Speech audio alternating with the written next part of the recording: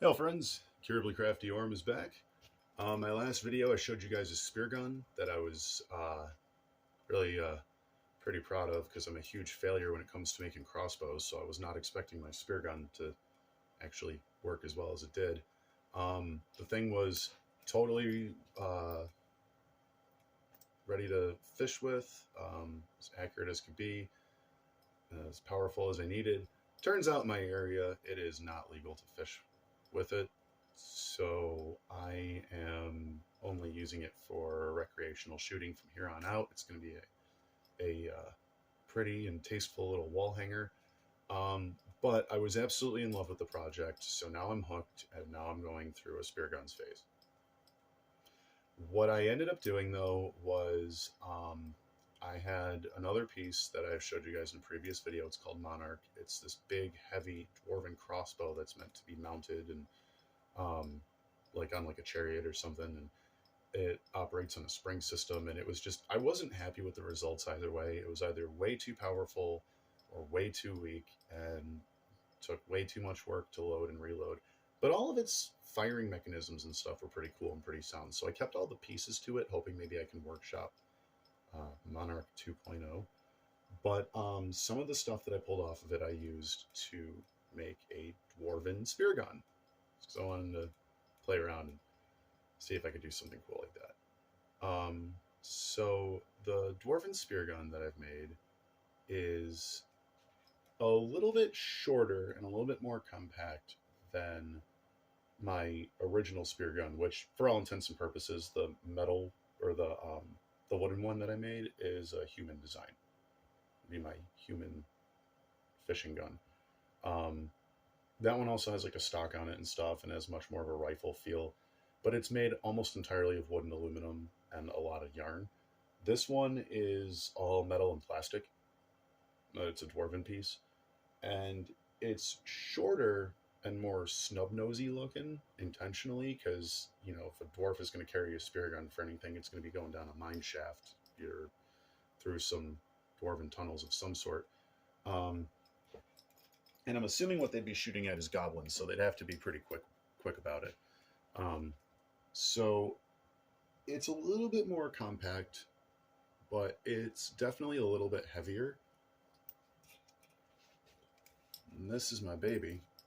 It's also way more powerful. And again, at this point, knowing that I can't use these to fish, they're just for recreational shooting. It's not a toy, not for kids. A child couldn't even draw any of these. I'm intentionally making them complicated to draw for that reason. They do stay, all of my medieval weapons and stuff stay locked up in my armory, so they're not accessible to children, mine or their friends or anyone else for that matter who doesn't have any business touching them. They do stay locked up, but again, safety's everything to me.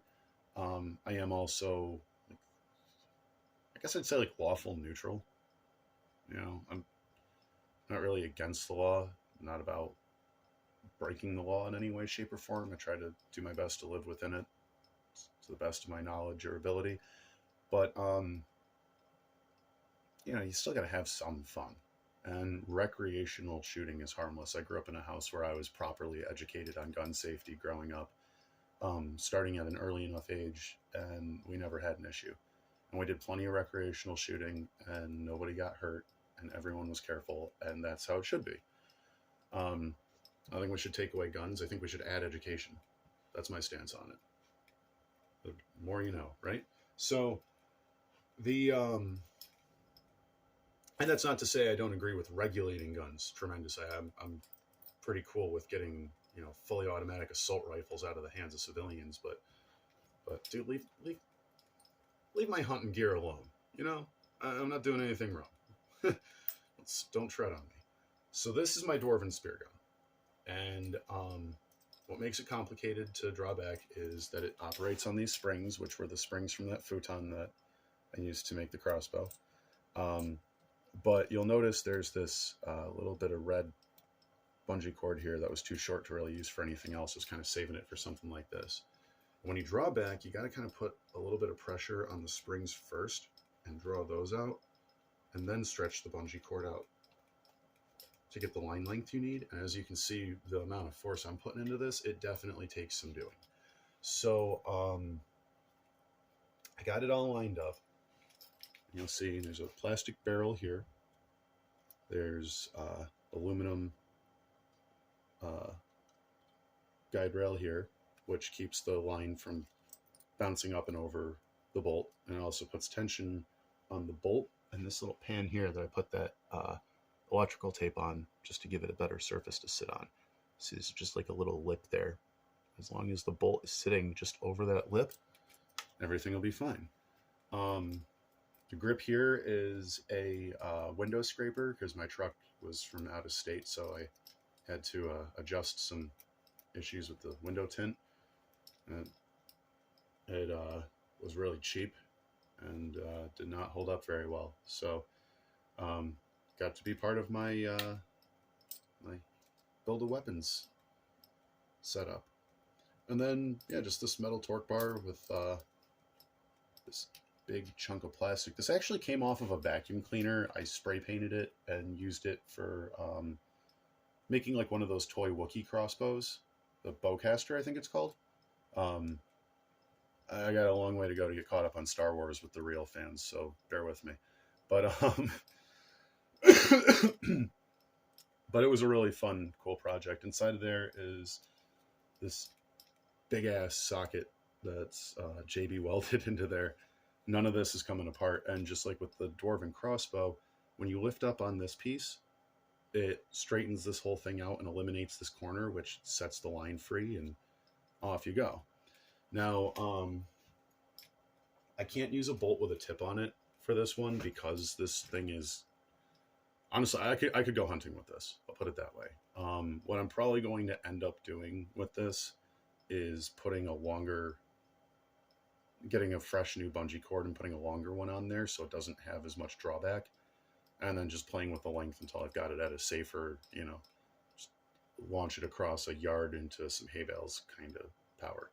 Because that's the idea. Safety is always first. I'm not trying to hurt or kill anything. I don't really hunt that often anymore. I've got 4 kids at home, so, you know, maybe when they're older, but for now, I'm just enjoying all my time watching PBS. So anyway, pretty basic. Your bolt goes in.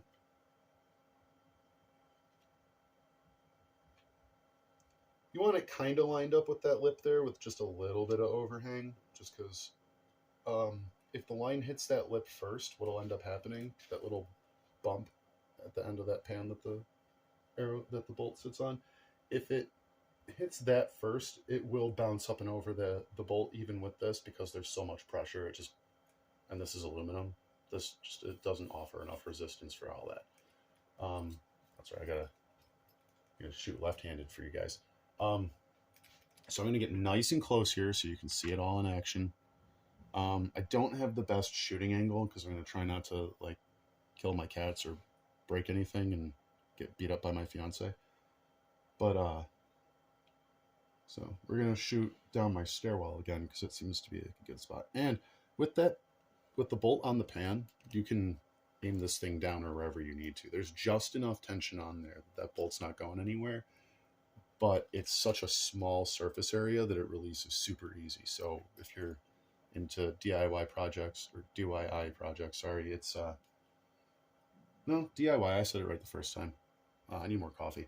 But if you're into projects like that, that's a good little tip, is as small of a surface space as you can for that pressure spot, so it's easier for it to for the bolt to release from that spot. But you still want enough pressure that you can point down, because again, if you're fishing or if you're aiming at goblins down a mine shaft, you don't want to go take aim and have your ammo just slide out all harmlessly like. So anyway, moment you've all been waiting for. Right up on that camera there for you. There we go. There's the shot.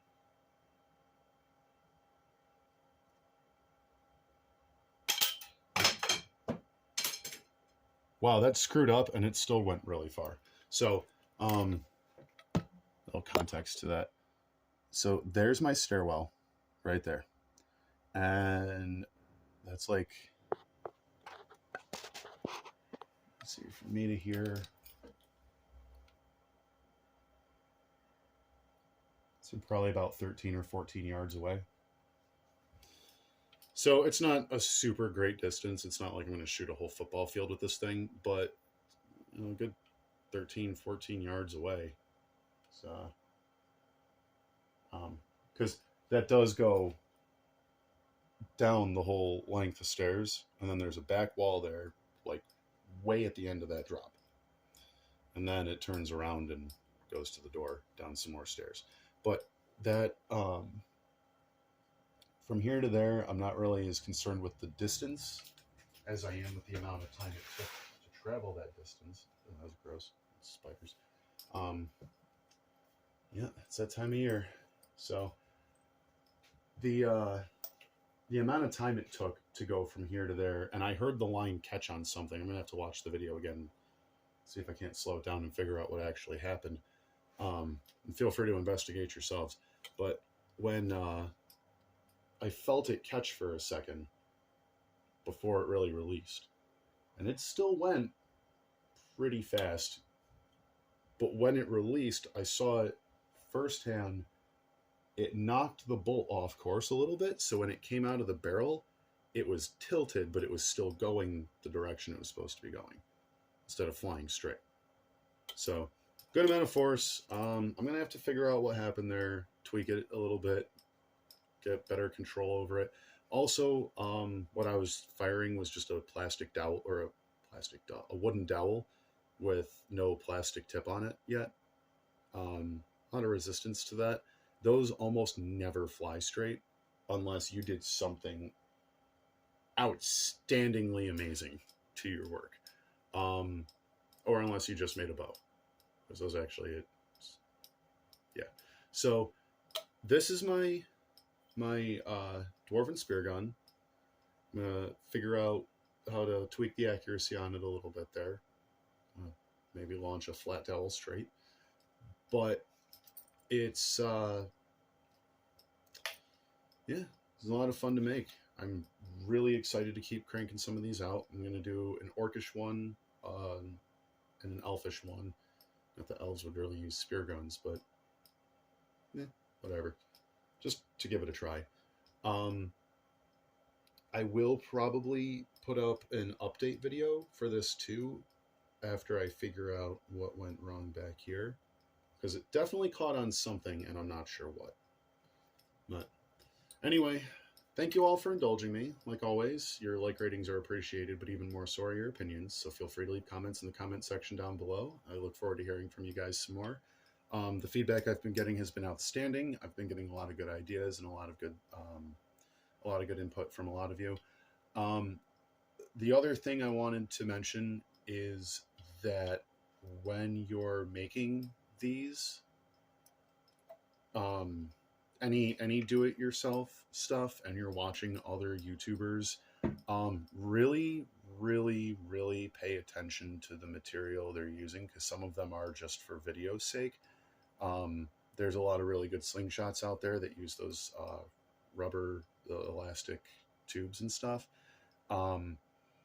If you're making this stuff, be prepared for there to be need for replacement parts, because I keep making this stuff, I keep showing you guys these videos, and then I keep getting asked to do further demonstrations with them, and I can't because the piece doesn't work anymore, or I don't have it anymore, and it's all just a matter of parts and the wear and tear and stuff. I'm saying this because I'm looking at the bungee cord here that's all frayed up, and I'm going to need to replace it anyway. So just keep that stuff in mind when you're crafting, right? Backup supplies is always great. And yeah, don't forget to recycle. It's the best way to get materials. So everybody, safety is always first. Don't forget to have fun. And like always, thanks for watching.